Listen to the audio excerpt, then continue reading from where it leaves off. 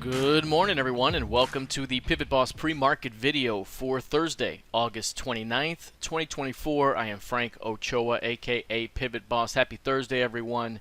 Here's a look at the daily time frame of the ES as we are within 1 minute now of economic data, including core PCE prices and GDP.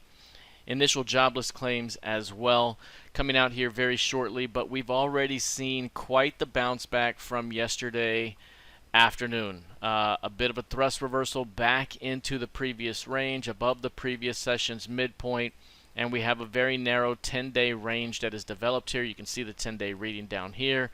A ton of energy built up in this range.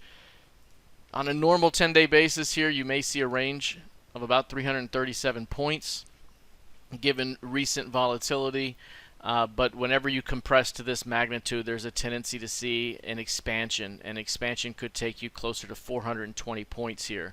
So that's going to be something we watch up ahead, whether it's this week or next week. Whenever we get expansion from this range, we're looking at 350 to 400 plus points of range that could be seen, meaning if we break down, say, through 550 here or 5550, that could open up a 400-point drop all the way back to 5150. That's what a 400-point move looks like. So we're basically, this type of move right there was about 400 points.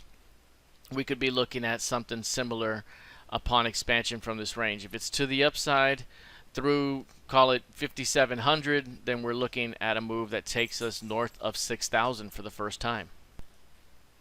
The economic data just came out. Core PCE prices coming in at 2.8% versus a 2.9% expectation. So cooler than expected, 3.7% the last time around. GDP coming in at 3% versus a 2.8% expectation. Last time around, 1.4%. And we also have initial jobless claims coming in at 231K versus a 232 estimate, and 233K the previous time around. So those are the numbers right now. We're seeing, again, additional strength back within the previous session's range. It wouldn't be surprising if these markets make a move to the previous session's high for an outside day up. But this is a rally within range, just like the previous session was selling pressure within range, selling pressure within range, rally within range. We are still stuck in this range until proven otherwise, especially with a holiday extended weekend coming up and a holiday shortened week next week. Monday is a holiday here in the US in observance of Labor Day. So right now, compression, big time compression with the potential for 300 plus to 400 points of range up ahead. If we take a look here at the NQ, you'll notice right now the NQ has also bounced back from the previous session. All eyes on NVIDIA.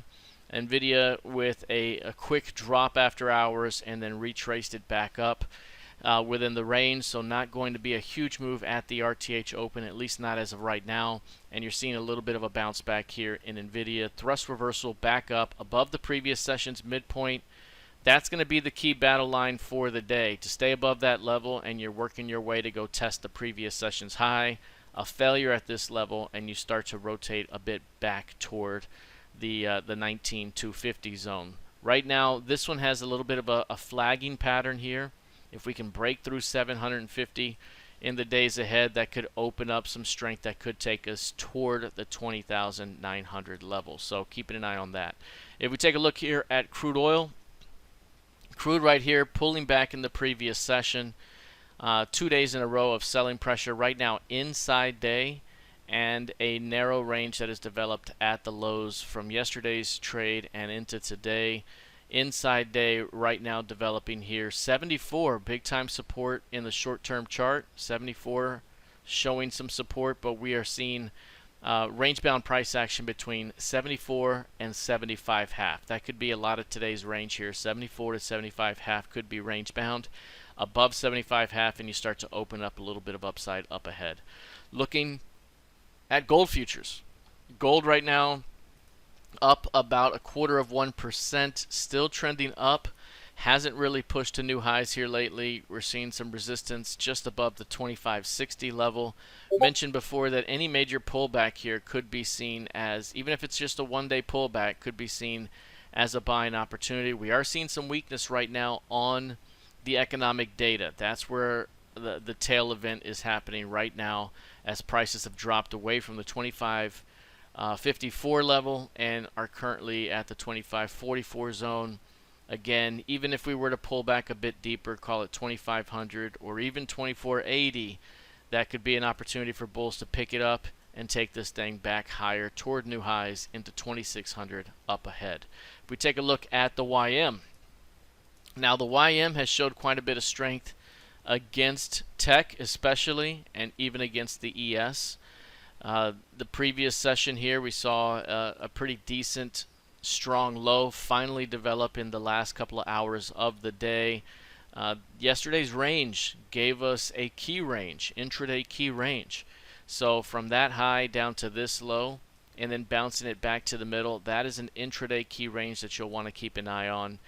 If we start to see expansion from that key range, we can go for a range estimate to the upside. As of right now, we're testing the upper end of the previous session's highs. Keep an eye on the previous session's high here. If we start to fail back below 450, we could be looking at a rotation back into the range below. Uptrending market, still compressed, but with a bullish bias, whereas the NQ is compressed with a bearish bias. So if you look at these last 10 days, we are compressed against recent volatility, but there's a clear bullish bias to this market right now. Also continuing to test the key range high here, 427s. A move away from this level could trigger the next big time move. I mean, it could be 2,000 to about 2,400 points of range. 2,000 would be a 2-week estimate moving outward. 2,400 would be the same. So somewhere between 2,000 and 2,400 points of range could be seen ahead out of this 10-day compression.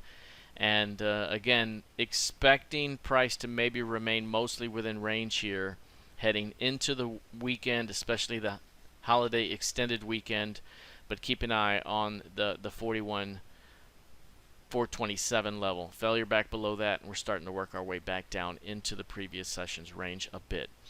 Looking at Bitcoin, Bitcoin's up 2%. The previous session gave us a strong overnight, really after hours low. We saw a retest of that level during the RT8 session around lunchtime, and it was a strong lower low failure. Didn't finish the day in the strongest fashion, closed just above the midpoint, but the low there was a very strong low, almost a double bottom, but it was a lower low failure at the 58K level. 58K has been very important for this market here recently. If you bring back 58K this way, you'll see how often we've either traded and pushed away from that level or made it resistance or support over the last few months here. So big time level right now, but can it stay above 60K on this rotation? I mentioned before that we have kind of an upward sloping channel that's developing right now, and with this developing strong low here, we could be looking at least at a return back towards 65K above. 60K will be the level to watch here early today. Looking at ETH, plus 2.4%. The previous session also put in an after hours low at 2,400. We mentioned if this low can hang by the end of the day, that could suggest a bounce back toward 2,800 on a swing basis. It did hold it by the end of the day. Today we're seeing a little bit of a push through the previous session's highs here. Again, to hold 2,400 here could open up the top end of the recent trading range into 2,800 on a swing basis, meaning over the next 1 to 5 days we could be looking at a continuation toward 2,800 up above. All right, that is it for now. We'll see how this plays out here heading into the rest of the session. Good luck, trade well, and I'll see you in the trading room. Take care.